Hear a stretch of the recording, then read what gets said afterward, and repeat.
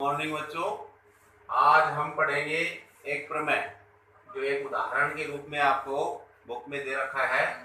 प्रश्न है इसका, सिद्ध कीजिए कि समतल दर्पण में प्रतिबिंब दर्पण के पीछे उतनी ही दूरी पर बनता है जितनी दूरी पर बिंब दर्पण के सामने है। तो समतल दर्पण की विशेषता में बताया था आपको कि प्रतिबिंब जो है उतनी दूरी पर बनता है जितनी दूरी पर बिंब को रखा जाता है, या बिंब और प्रतिबिंब की दूरी समान होती है। तो उसी को अपने को यहाँ सिद्ध करना है कि भाई ये जो बात बताई गई है समतल दर्पण में, ये वास्तव में सही है या नहीं। तो उसको समझते हैं। तो उसके लिए एक किरण चित्र बनाया गया है, इसको ध्यान से देखते हुए समझे। तो देखो क्या कह रहे हैं, इसका हल निकालते हैं। तो चित्रानुसार एम एम डैश, ये एम है, ये एम डैश है, एक परावर्तक तल है। ये क्या है? ये परावर्तक तल है जो कि एक समतल दर्पण है ये, और इस समतल दर्पण के ऊपर ही किसके रूप में काम कर रहा है? परावर्तक तल के रूप में। इसी प्रकार से देखो, जिस पर बिंब या वस्तु जो है P बिंदु से PO तथा PO डैश किरण के रूप में आपतित हो रही है। देखो कैसे, ये P बिंदु है, यहाँ पर वस्तु रखी हुई है समतल दर्पण पे, और यहाँ से दो किरणें निकल रही हैं। ये जो दो किरण हैं ये यहाँ पर आपतित हो रही हैं। जो दो किरण कौन कौन सी हैं? PO और दूसरी है PO डैश। तो इस प्रकार से ये दो किरणें यहाँ पर आपतित होती हैं, जो क्रमशः OQ तथा O डैश Q डैश दिशा के अंदर परावर्तित हो रही है। देखो कैसे, तो ये जो पहली किरण है PO, ये जो है इधर से परावर्तित हो रही है, जो कौन सी किरण के रूप में है? OQ के रूप में। ऐसे ये जो PO डैश जो आपतित हो रही थी, ये किरण किस रूप में आपके परावर्तित हो रही है? O डैश और Q डैश के रूप में। आगे देखो, इन किरणों को पीछे की ओर यदि बढ़ाते हैं, इन किरणों को क्या करते हैं? पीछे की ओर बढ़ाया गया है, जैसे ये डॉट डॉट डॉट करके बताया गया है। तो पीछे की ओर यदि बढ़ाते हैं तो P डैश बिंदु पर बिंब P का आभासी प्रतिबिंब बनता है। तो इसको जैसे अपन ने पीछे की ओर बढ़ाया है, क्यों बढ़ाया है? क्योंकि ये परावर्तित किरणें आपस में नहीं मिल रही हैं, तो कोई प्रतिबिंब नहीं दर्शा रहा है, इसलिए इसको आभासी या काल्पनिक रूप से इसको मिलाया गया है। तो पीछे बढ़ाया है इसको इस प्रकार से, जो कौन से बिंदु पर आ रहा है? P डैश बिंदु पर, जो कि इस P बिंदु का प्रतिबिंब है। ये P डैश जो बन रहा है बिंदु, ये इसका प्रतिबिंब है और टूटी हुई रेखाओं में दर्शाया गया है, इसलिए ये इसके आभासी प्रतिबिंब को भी दर्शाता है। आगे देखो, यहाँ ON तथा O डैश N डैश दर्पण पर एक अभिलंब है। ये जो डॉट डॉट करके इस प्रकार से दर्शाया गया है दोनों तरफ से, ये यहाँ पर एक अभिलंब है, जो यहाँ पर ये ON वाला अभिलंब है, इधर से ये O डैश और N डैश ये भी इस दर्पण के ऊपर अभिलंब है। अब यहाँ पर अपने को देखो, इसमें दो त्रिभुज बन रहे हैं। एक तो बन रहा है POO डैश, देखो कौन सा है? ये तो P, ये O और ये O डैश। तो इस प्रकार से ये एक त्रिभुज बन रहा है। इधर से ये, जैसे ये रेखा आ गई, ये तो हो गई PO, और इधर से हो गई ये PO डैश, और ये बीच में इसका दर्पण का परावर्तक पृष्ठ आ ही रहा है। तो इस प्रकार से ये एक त्रिभुज बन गया है। तो कौन सा त्रिभुज है? PO और O डैश। इसी प्रकार से दूसरा त्रिभुज बन रहा है P डैश O डैश। ये भी देखो कैसे, ये P डैश हो गया इधर से, और इधर से ये O हो गया, और इधर से ये O डैश हो गया। तो ये डॉट डॉट डॉट जो बना हुआ है पूरा, और ये परावर्तक पृष्ठ इस पर आ रहा है, तो ये भी एक त्रिभुज बन रहा है। और इन दोनों त्रिभुज के अंदर O डैश, ये O डैश, ये बीच वाली जो लाइन आ रही है, ये यहाँ पर एक उभयनिष्ठ भुजा है। इसकी उभयनिष्ठ भुजा का मतलब दो त्रिभुजों को मिलाने वाली जो भुजा है उसे उभयनिष्ठ भुजा भी कहते हैं। तो एक त्रिभुज तो ये हो गया PO डैश वाला, ये ऊपर वाला। एक हो गया P डैश O डैश वाला, ये नीचे वाला। और ये जो भुजा आ रही है O डैश, ये दोनों त्रिभुजों के बीच में आ रही है, इसलिए इसको क्या मानेंगे? एक उभयनिष्ठ भुजा मानेंगे। अब परावर्तन के नियम अनुसार देखो क्या कह रहे हैं। तो परावर्तन के नियम अनुसार बताया था आपको कि आपतन कोण और परावर्तक कोण दोनों का मान समान होता है। तो देखो इसमें जैसे ये पहली जो किरण आ रही है तो ये परावर्तन हो गया और ये इसका विलंब हो गया, तो इसके बीच में ये कोण बन रहे हैं जिनके नंबर डाले हुए हैं। तो यहाँ दूसरा और तीसरा कोण जो है इसको देखो तो ये दोनों कोण क्या है, बराबर है। इसी प्रकार से यदि इसमें निकालेंगे तो यहाँ पर ये छठा और सातवां जो कोण आएगा वो भी कैसा आएगा, वो भी बराबर रहेगा। इसी प्रकार से अब इस आधार पर कह सकते हैं कि कोण 1, कोण 4, कोण 9, देखो कौन कौन से हैं। कोण 1 तो ये है जो इस आपतित किरण के साथ में इस दर्पण परावर्तक पृष्ठ के बीच में बन रहा है, ये कोण 1 है। ऐसे ही ये परावर्तित किरण जो जा रही है और ये जो परावर्तक पृष्ठ है इसके बीच में बन रहा है, तो ये दोनों कोण भी समान है। क्योंकि ये दोनों कोण समान है तो ये भी कैसे आएंगे, समान कोण आएंगे।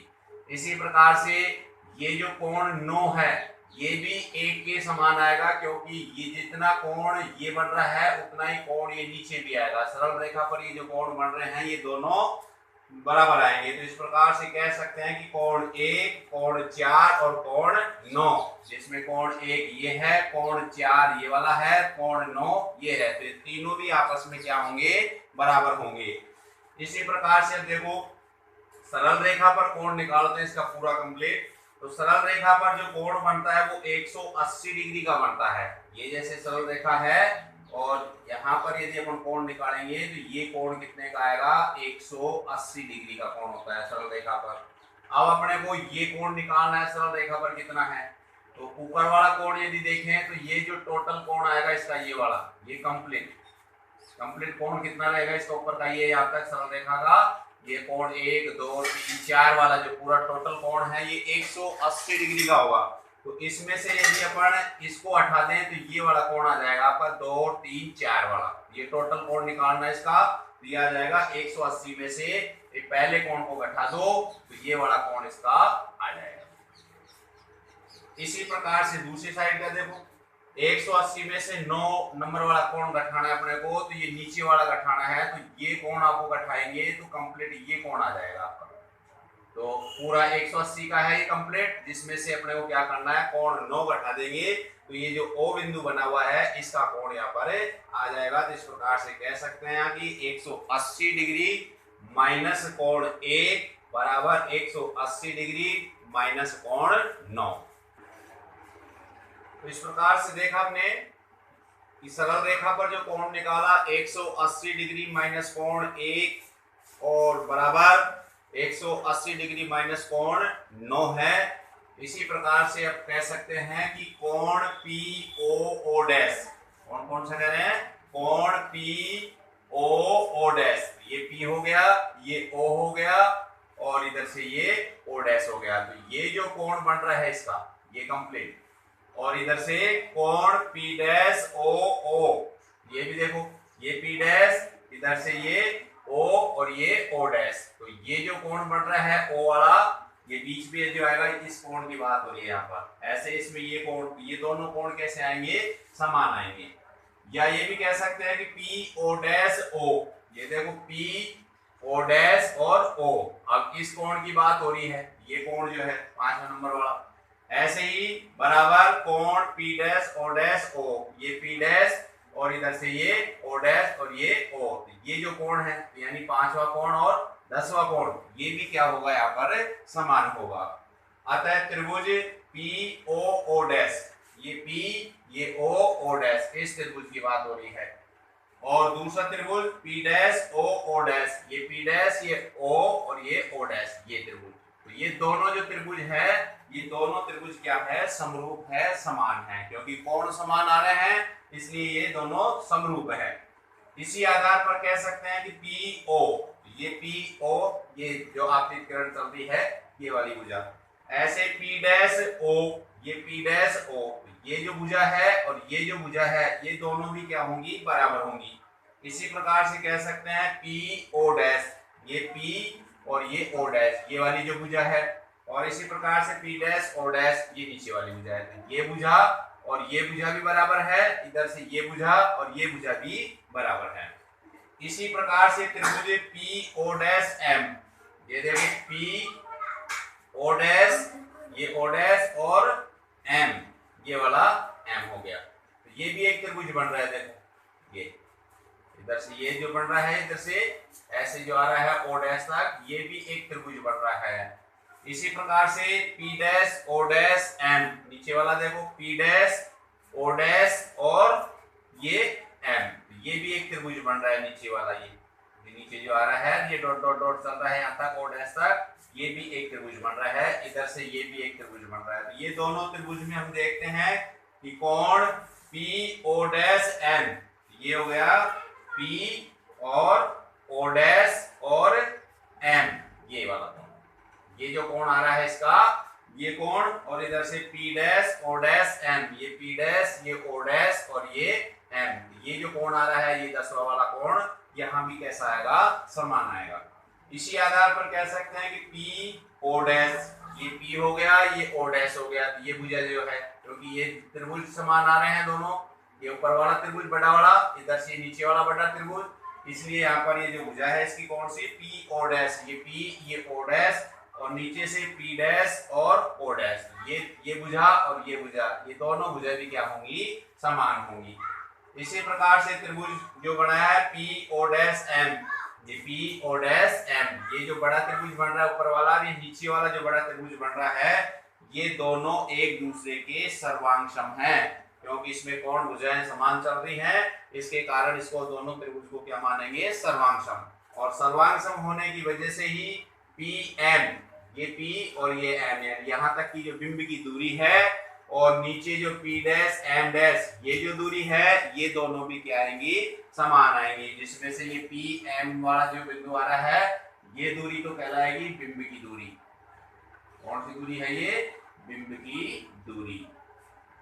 और नीचे वाला जो है P डैश M डैश जो बता रहे हैं, ये है प्रतिबिंब की दूरी।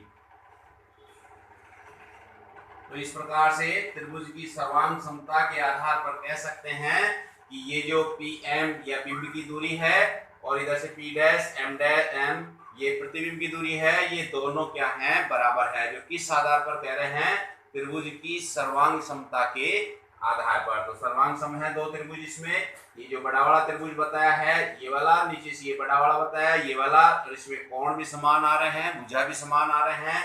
इस आधार पर दोनों त्रिभुजों को अपन ने सर्वांग सम माना है, और दोनों सर्वांग सम होने की वजह से ही इसकी जो दूरी जो आ रही है, ये जो बिंब की दूरी, ये प्रतिबिंब की दूरी, ये दोनों कैसी आएंगी, समान आएंगी। और यही अपना प्रश्न था कि सिद्ध कीजिए कि समतल दर्पण में प्रतिबिंब दर्पण के पीछे उतनी ही दूरी पर बनता है जितनी दूरी पर बिंब दर्पण के सामने है, अर्थात बिंब और प्रतिबिंब की दूरी समान होती है। तो यहाँ अपन इसको सिद्ध कर दिया है कि समतल दर्पण में बिंब और प्रतिबिंब की दूरी कैसे रहेगी, समान होती है, इति सिद्धम।